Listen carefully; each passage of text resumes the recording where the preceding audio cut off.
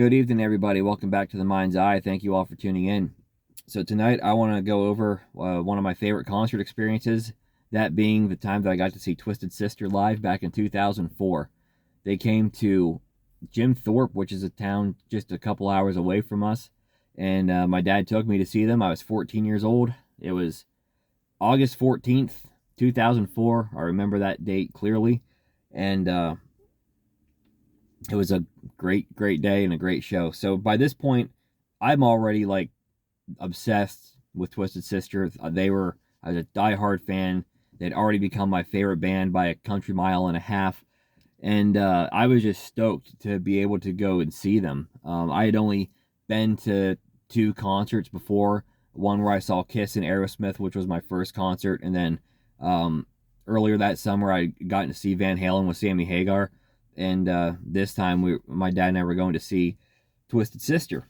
So I just remember the whole day leading up to us actually taking off for Jim Thorpe being a drag. Like the night before, I mean, it was like worse than Christmas morning when you were a little kid. Like it was just the night before was like so long. I just remember sitting and playing a computer game, and I like played the whole game the whole way through because I'm just like trying to like kill time and whatnot, because I was just stoked for the concert to come. And then the next day when we woke up, it just like seemed like it just took forever for us to finally hit the road, so to speak. So finally the time comes that we hit the road, and we drive down there. We find the place. Once we found the place and we knew where it was, we went out and like got something to eat and whatnot. Went back. It was still a couple hours till the show. So we were just kind of sitting there, my dad and I chilling in the car. And back then, I always took like a folder of stuff to like draw or doodle with, just because I was one of those kind of kids growing up. I always kind of had something to keep myself occupied. And I had a folder in the car, and I had drawn, like, prior to this, I had drawn like Twisted Sister all over the thing. Like you can see, I got the Come Out and Play style logo up there with the Twisted Sister TS, the flames and whatnot, and Come Out and Play. On the back, I got the track list of Come Out and Play, along with the members of the band over here. So, I mean, an artist I am not, but I mean, a diehard Twisted Sister fan I was. And I have another folder like this too that I did in You Can't Stop Rock and Roll style. And I did this one because I had just gotten Come Out and Play, and that was the last Twisted Sister album I had to collect, at least of the studio albums. And so Come Out and Play was sort of the new album to me at that point. And I'm glad I had this because as we were just chilling in the car, I just happened to look into the rearview mirror, and I just caught Mark Mendoza and AJ Pero. Mark was signing somebody's something, and as soon as he signed it, they walked away. The fans walked away, and they walked in. I'm like, darn, I didn't have enough time to get my thoughts about me and like run over and get an autograph. So I missed being able to get Mark Mendoza and AJ Pero. And I was kind of bummed, but I was then watching very intently to see if anybody else came by. And I was hoping beyond hope that I would see like Eddie Ojeda and JJ French. I was really hoping JJ French would come by. And I'm sitting there watching for him. And not too much longer, this SUV comes behind us, and I clearly see Dee Snider in the passenger seat.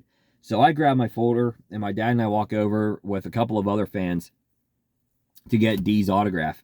And I got it right here. As you can see, it says, Kanan, Twisted Forever, Dee Snider. And he actually spelled my name right, which is awesome because a lot of people don't. But, and what sucks is this is before the cameras on phones were like a big thing. And I didn't have a cell phone, and my dad didn't have a camera on his. Nor did we have a camera because we weren't expecting to meet Dee. So I didn't get my picture with him, but I at least got the autograph. And Dee was just a really cool guy. I mean, he was really very personable. He carried on a conversation with us fans for a few minutes before he had to go in and get warming up. Just really cool, really laid back guy. I mean, just an absolute pleasure to meet Dee Snider in person. And I was on the other side of the moon when that happened. And I remember showing Dee Snider this folder here, and he commented on it. He looked at my dad and said, "You're raising him right." And my dad said, "Actually, he's the one that got me into Twisted Sister."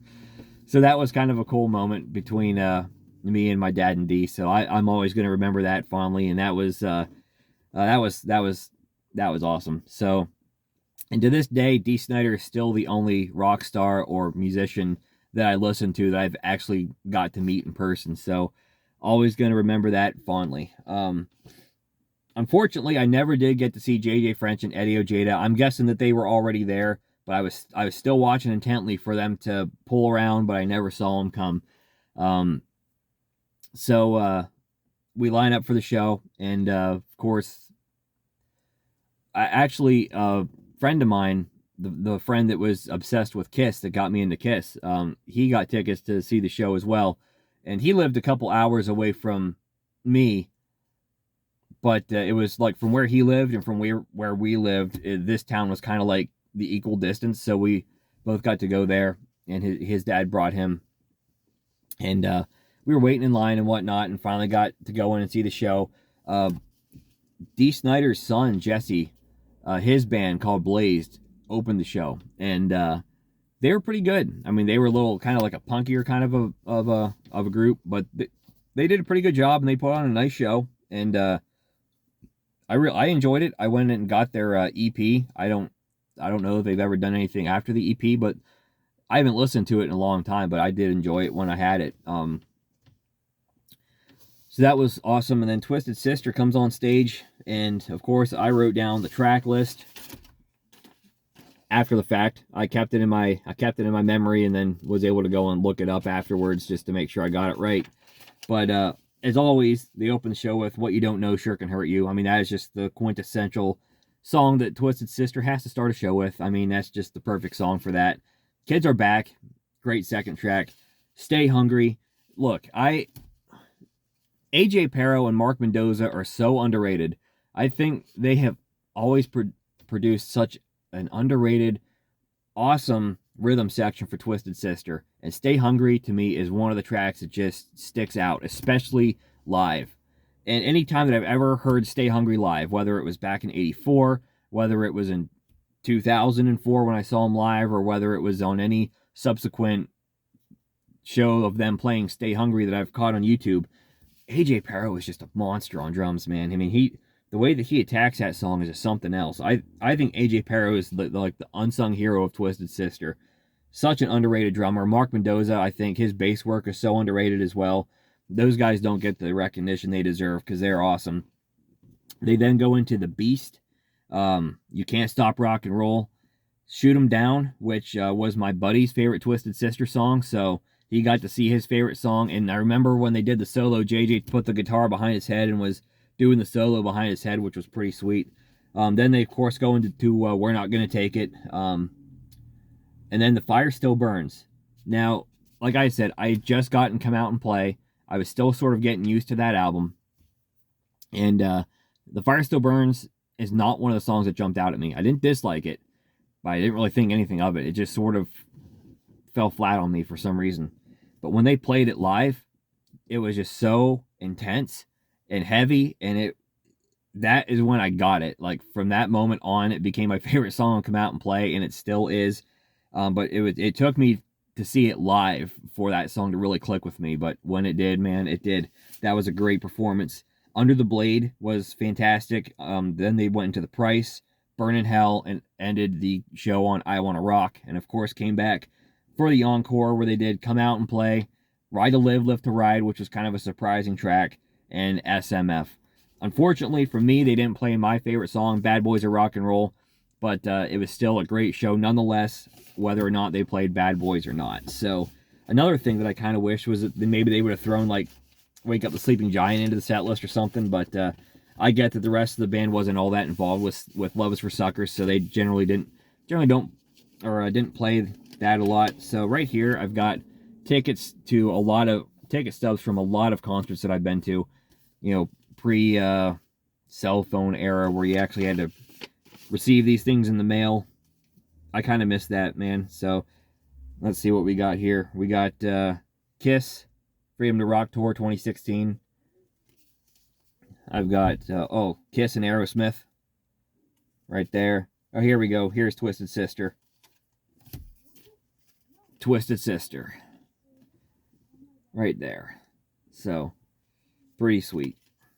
Pretty awesome stuff. But yeah, I got all sorts of concert tickets in here. I just wanted to pull the Twisted Sister ones out.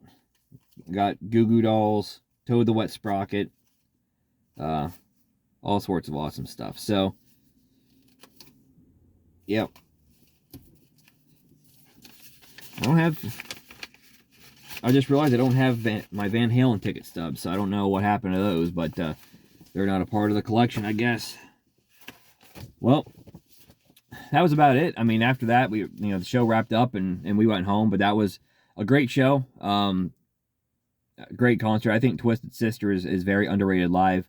I think just the energy that not only Dee, but the whole band brings to the stage is just something else. I mean, and the setting, it was a smaller setting. It wasn't like this huge outdoor venue like it was when I saw Kiss and Aerosmith and Van Halen actually in Hershey. This was a much smaller setting. There was, I don't remember how many people were there, but it wasn't a big crowd. It was a much more personal kind of feeling experience, and it was awesome. It's one of my favorite concert experiences for sure, and still a night that I think back on fondly and have a lot of great memories. And it's one of those things too where like every August 14th, like it just in my mind something clicks. It's like, oh man, it's been X amount of years since I've seen Twisted Sister now. And when August 14th comes around this year, it's going to be 19 years. Like, that is hard to believe. Where does the time go? So, let me know in the comments below if any of you have ever seen Twisted Sister live. Let me know your thoughts on it. If you like this kind of content, please give me a thumbs up and subscribe for more videos like this in the future, and I will catch you next time.